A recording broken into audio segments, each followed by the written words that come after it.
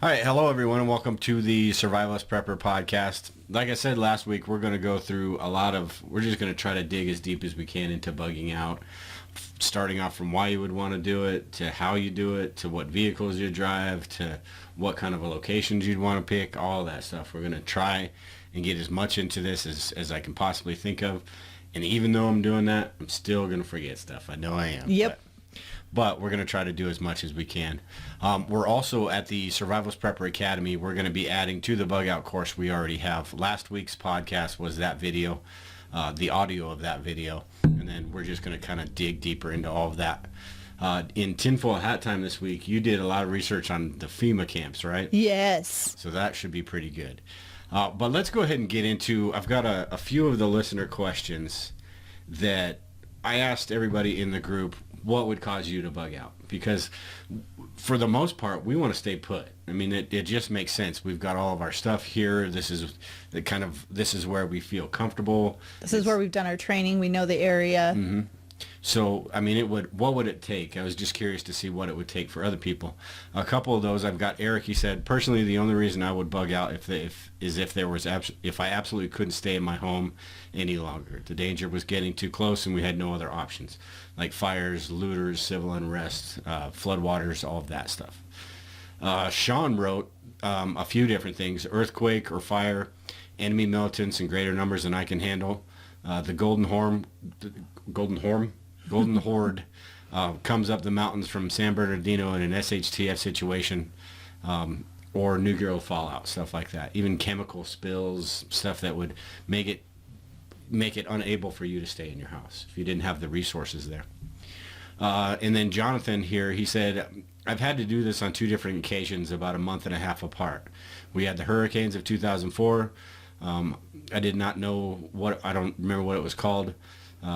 But we did pack and run for North Florida in the first time. Mm-hmm. Came back without power for 17 days. The second time we went west and came back.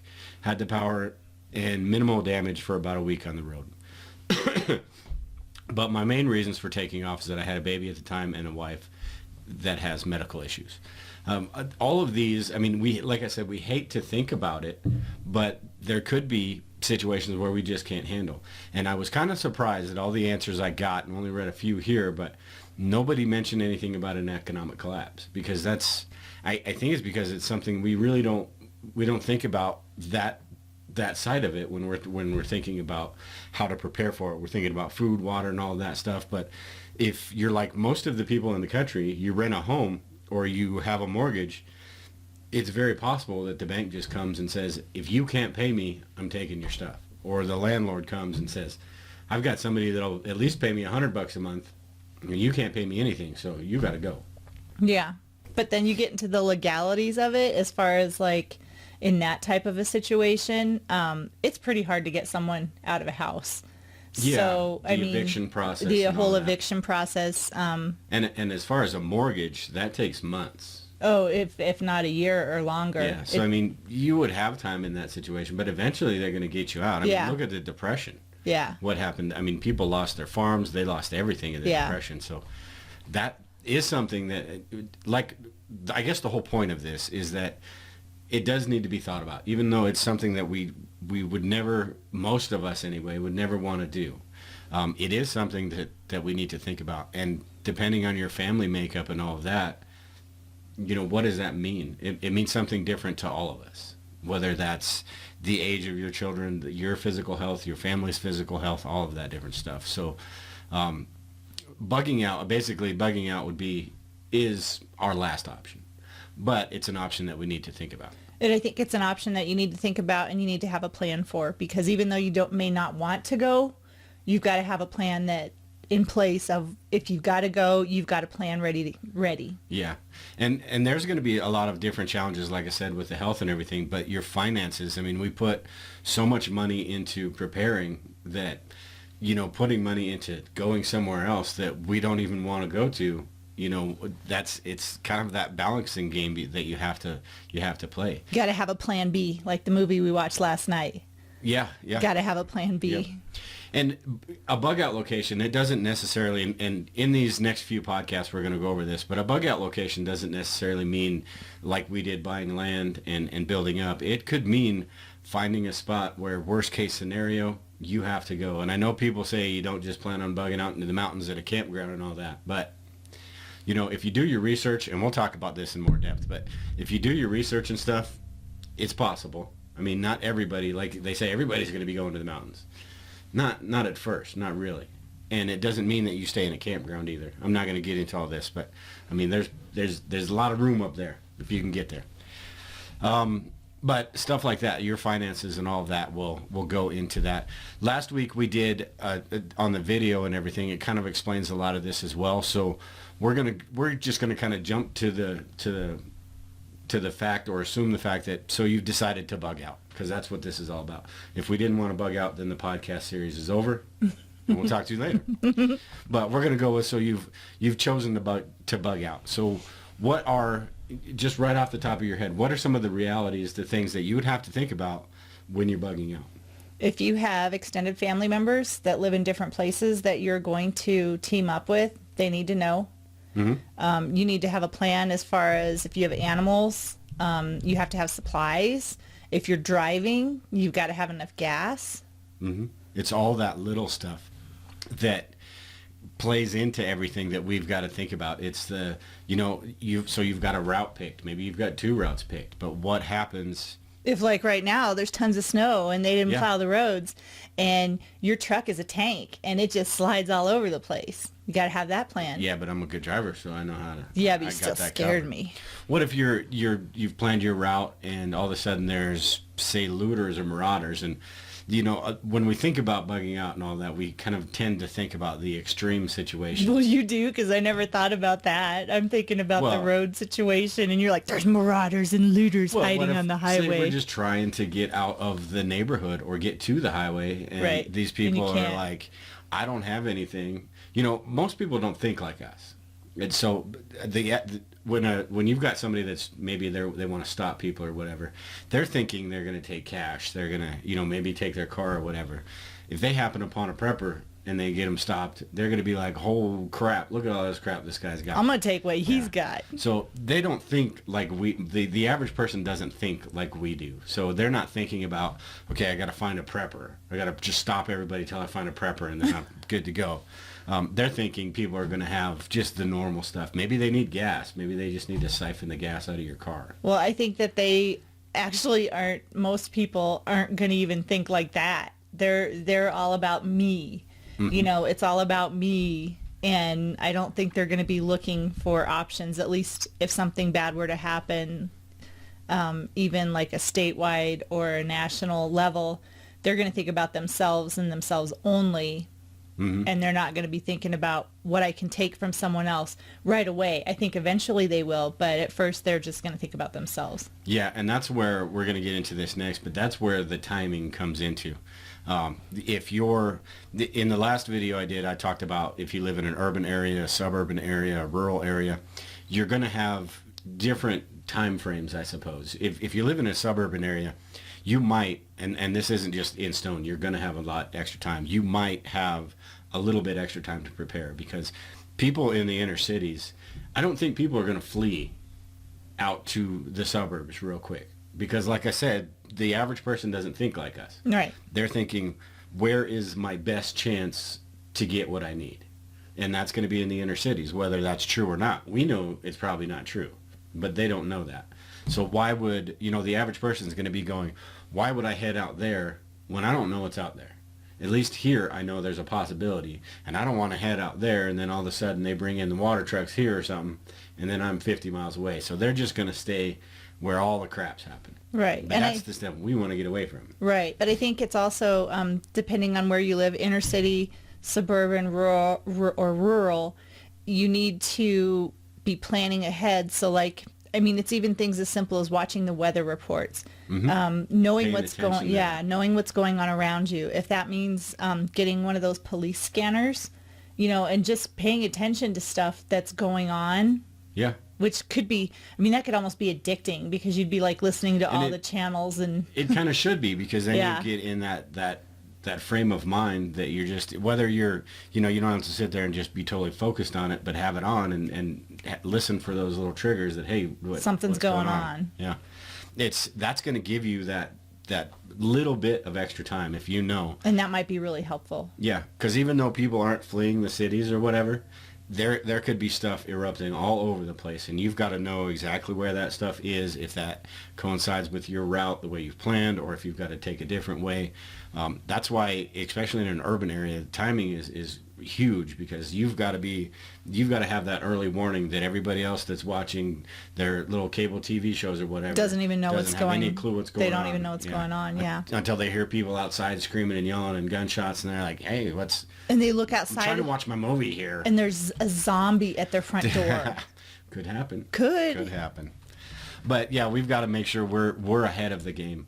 And that kind of leads me to, how do you get say you're the lone prepper in the house? Because we always talk, it's easy for us to talk about this stuff because both me and you are on board, and whether the kids like it or not, they're on board too. But what if you're the lone prepper in the house, say your husband or wife just doesn't get what you're doing? How do you get them to at least listen to you? I mean, what ways would you approach that if you were trying to get somebody to say, hey, I need to make this plan, and first of all, they're going to look at you like you're batshit crazy anyway. Right. No matter how you approach it, but how would you do it? I would have everything in my car, which I have like a go kit in my car anyway.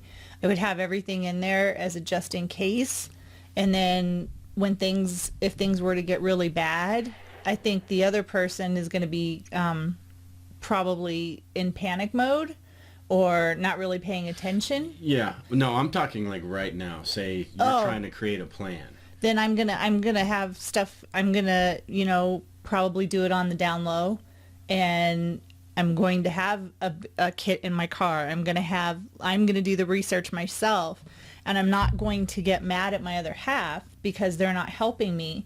It's because I care about them that I'm gonna have a plan in place so that if something does happen, then we're ready to go. Yeah. Because that way, in a really bad, if something bad were to happen, that might be an aha moment for them to say, holy crap, you've really thought through this. You've really, done your research and stuff. Yeah.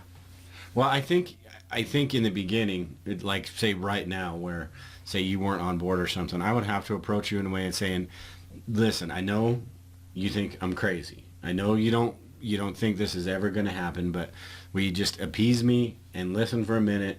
And you can think I'm out of my mind if you want, but I just want to make sure it'll make me feel better if you listen to this, because you've got to let your family members know what's going on. It's got to be in their head somehow. They don't have to memorize maps or anything like that, but if they're not on board, you got to at least let them know that, hey, I've got this figured out, and at least have those little triggers in their head saying, okay, he had this figured out. I can't remember exactly what he was doing, but It was like that when I wasn't listening to him and I was rolling my eyes. Yeah. Going, really, Dale? Really? But you've got to tell, at the very least, I think you've got to tell them, hey, we're going to, say we're separated, say you've got kids in school and stuff like that, at the very least, listen to this part. We're going to meet here if anything happens. That's all. Get that in their head. If there's nothing else that you're listening to me about this and that, about avoiding this and avoiding that, remember that.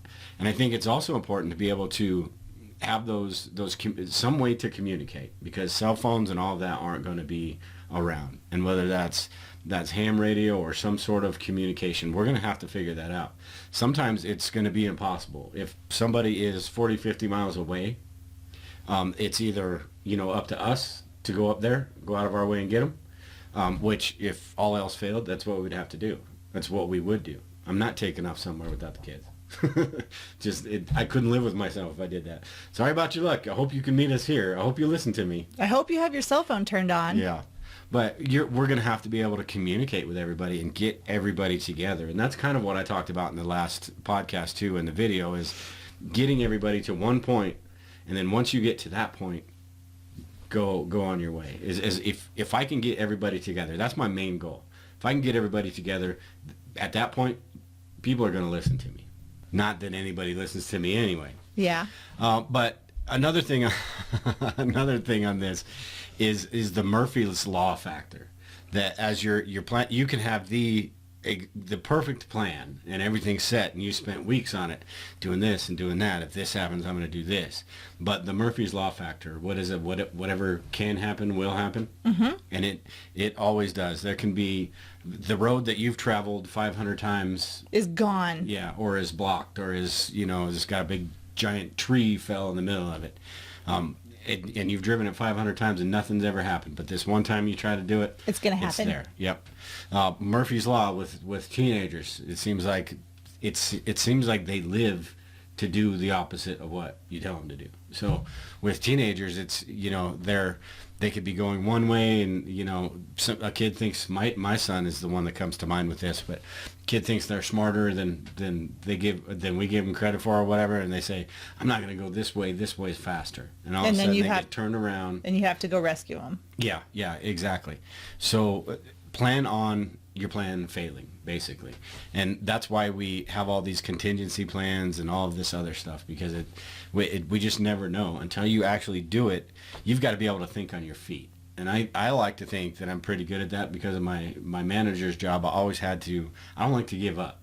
If something doesn't go right, and you're the same way, you'll sit there and try to figure something out and rack your brain until you do, but that's the way I am. If something happens and I fail or stops me, it's not like, well, great, I can't do anything. You can't afford to think like that. You got to think, okay, this sucks. What do I do now? Yeah, you got to have just basically having a backup plan to your plan, and always be thinking of, this is going to go wrong. So then you're theorizing that plan. When this goes wrong, this is what I'm going to do. Yeah.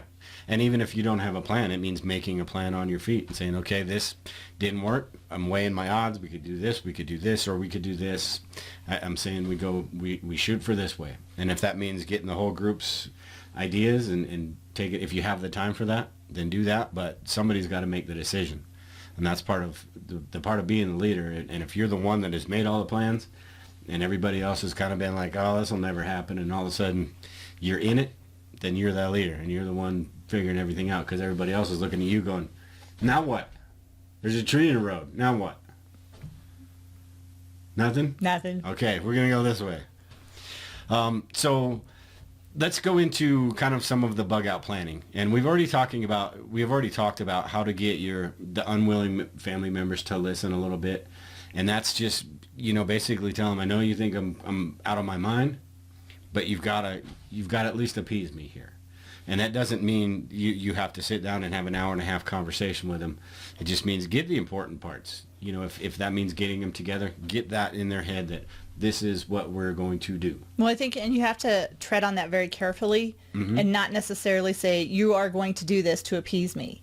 You have to get their buy-in, yeah, even if especially it's with your spouse. Yeah, so your kids, not so much. They have to be your kids anyway. Right, but I think it's important to get a little bit of a buy-in from them, because even if you literally have to give them something, because if you give somebody something, you're going to get more buy-in. Yeah. Regardless of what it is, even if it's you're giving them 5 minutes to speak their piece, but recognize it. Tell them, ask them, why is it you think this is insane? Right. Why do you think this will never happen? But then you have to validate their concerns, and you have to show them that, okay, I do understand that. Don't blow off their input and saying, well, that's not going to work. That's not going to work, because all you're going to do is shut them down. Yep. So you've got to appease them, and you've got to get their buy-in so that you can make it work. Yeah, exactly. I couldn't agree more. That's all the way you approach it as well. If Right. you could talk about natural disasters, it doesn't have to be what if a bomb drops or anything like that, or what if nowadays terrorism isn't a bad way to broach that subject, because that is on the top of everybody's mind. But it could be, well, that's because that's what the propaganda people push. Yeah. But out here, it could be snowstorms that keep us separated. It could be floods. It could be wildfires that cause us to leave. And that's the way you tell everybody, hey, we're going to have this like fire drill, but it's going to be for wildfires. What are we going to do? What would you do in this situation? And then find out what they would do and say, hey, you know what? That's a great idea, but this is what I've got planned. And you can talk about that. And then at the very least, they have an idea of what's going on. They're still going to depend on you for the mass of everything, but they have an idea of how to get together. and what is important to you. So I think it's really important, and like you said, it's really important how you approach it. Well, yeah, you don't and want you to shut them down. No, and you can't just shut somebody down because they probably do have some valid, insight, because I mean, this is your spouse or significant other, and you're with this person for a reason. So listen to what they have to say and add that into your plan. Don't just say, well, that's not going to work, Dale. Yeah. And you know what? We get tunnel vision so much. This is kind of what you and Sarah talked about. We get tunnel vision so much that we research all this stuff that we think we know exactly what's going to happen. But you can always get something from somebody that isn't so inundated with all this stuff. Right. And you can get some really... You're really... going to be like, you know what? Exactly. Not a bad idea. Yeah. And just because we read all this stuff and we listen to all this stuff, it doesn't mean anything's going to turn out exactly like we think it will. It could be totally different. So there's just too many variables involved. Let's see. The next one I've got here is, what are you going to take and how long is it going to take you to get all that stuff? And that goes into, if people in the group and everything pose the question all the time, and it's kind of interesting. It's like, if you had to leave right now, what would you take that would fit in your car, and how long would it take you to get all of that stuff? Well, for us, it'd be pretty easy because we have go bags. We have go bags for family members. So I'd be grabbing every go bag I could, even the dogs and the Mau Mau. And while you're doing that, I'd be grabbing the fuel, putting it in the back of the truck. I mean, that's all stuff that it's because we've thought about it. Right. But if you've never thought about anything like that, we've asked the kids in the past about this. What would you get? And some of the answers we got from them was just like, I'm just sitting there going. Well, for a good example is when we had the wildfires and we thought we might get evacuated.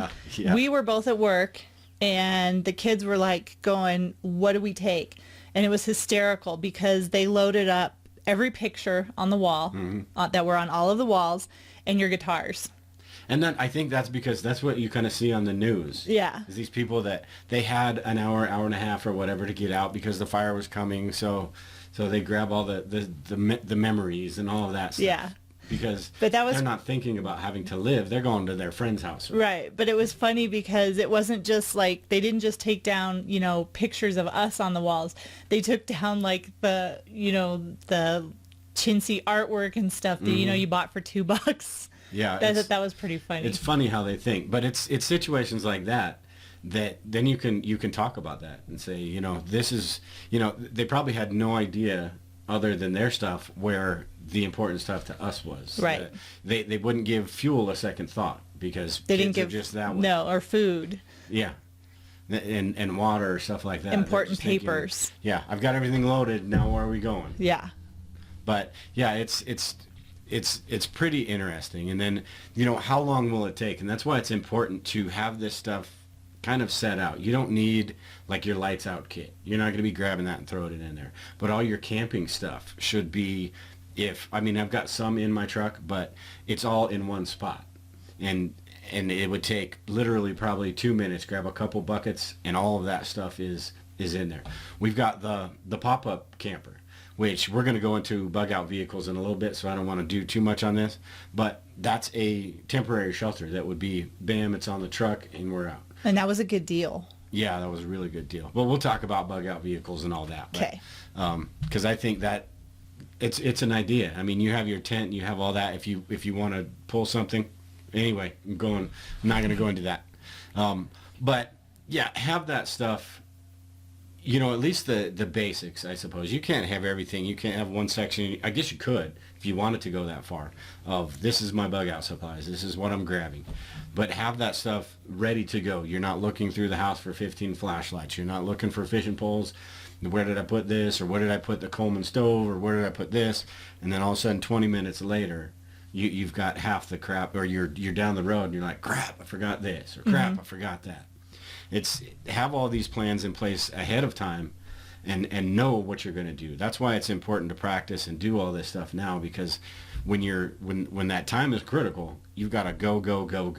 So a good example of how to do that would be like with your camping supplies and stuff. If you camp or if you hike, like you said, put it into practice. And you don't even have to tell your other half that you're doing this. See how long do a trial run. But let's say you're going on a weekend camp out anyway, do a trial run. How long is it going to take you to get everything loaded up, especially if you're doing it on your own? If you're if you're the one that's, planning this, pretend that this is the real deal. See how long it takes you. Every time you do it, you're going to get better and you're going to get faster. But I think going out or like going on a weekend trip or something is a good way to practice it. Yeah. And another thing with that too as well is if you practice that, you can, even if you're the only one doing it, you can formulate a plan saying, okay, this is what I had to do. It took me 10 minutes to get everything.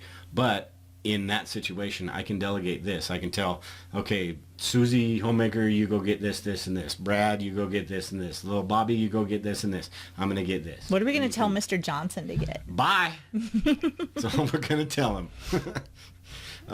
Get lost. But yeah, you can, if you know the plan and you know how it works, then you can delegate all that responsibility out. Whether they've listened to you in the past or not, it's okay, we got to get out now. You need to do this, this, and this. You need to do this, this, and this. And let's get what we can and get the heck out of here. Also, I want to talk about the last thing before we get into tinfoil hat time is family communications. And this is before, during, and after that I want to talk about.